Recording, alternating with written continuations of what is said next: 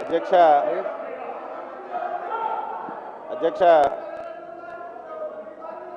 గౌరవనీయులైనటువంటి ప్రతిపక్ష నాయుడు గారు జగన్మోహన్ రెడ్డి గారు ఈరోజు టోటల్ విద్యుత్ విధానం పైన, బొగ్గు కొనుగోలు పైన ఇవన్నీ మాట్లాడారు. సరైనటువంటి సమయంలో సమాధానం చెప్తాం అధ్యక్ష. మీరు కూడా అది శాసనసభలో తీసుకొస్తే ఈరోజు ఎల్ఈడి బల్బులకు వచ్చిన దానికి నేను సమాధానం చెప్తాను అధ్యక్ష. అయితే ఈ సందర్భంలో ఒక విషయం, మరి సూచన కింద తీసుకుంటారో లేకపోతే సలహా కింద తీసుకుంటారో, కానీ స్కాముల గురించి, అవినీతి గురించి, దోపిడీ గురించి జగన్మోహన్ రెడ్డి, బొత్స సత్యబాబు లాంటి నాయకులు మాట్లాడుతుంటే అసలు నాకు ఆశ్చర్యం ఏదవుతుంది అధ్యక్ష.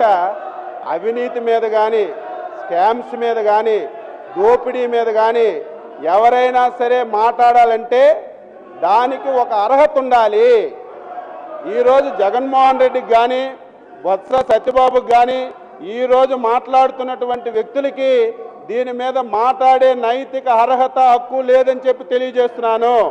అయినా సరే మీ గురించి కాదు, ఈరోజు రాష్ట్ర ప్రభుత్వం ప్రతి విషయాన్ని స్పష్టం చేస్తుందంటే ఏదో ప్రతిపక్ష పార్టీ గురించో, వైఎస్ జగన్మోహన్ రెడ్డి గురించో, సాక్షి టీవీ గురించో, సాక్షి పత్రిక గురించి కాదు అధ్యక్ష. రాష్ట్ర ప్రజానిగ్రహణ గురించి ఈరోజు మేము సమాధానం చెప్తున్నాం.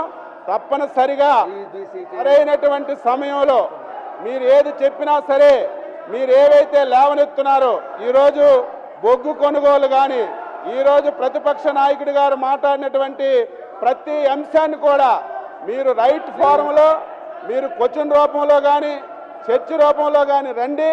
నేనే ఈ సభలో దాని అన్నింటి మీద కూడా స్పష్టంగా సమాధానం చెప్తాను. అయితే ఈరోజు ఎల్ఈడి బల్బులు వచ్చాయి కాబట్టి దాని మీద నేను సమాధానం చెప్పాను. మీరు అవకాశం తీసుకోండి, బొగ్గు కొనుగోలు మీద తీసుకోండి, ఏదైతే థర్మల్ ప్రాజెక్టులు ఉన్నాయో దాని మీద తీసుకోండి. ప్రతి అంశాన్ని కూడా, మీరు అడిగిన ప్రతి ప్రశ్నకు కూడా స్పష్టంగా సమాధానం చెప్పడానికి నేను, రాష్ట్ర ప్రభుత్వం సిద్ధంగా ఉందని చెప్పి మీ ద్వారా గౌరవ ప్రతిపక్ష నాయకుడి గారికి తెలియజేస్తున్న అధ్యక్ష.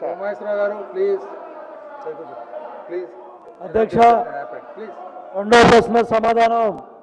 గోపురం అట్లూరు మండలాల్లో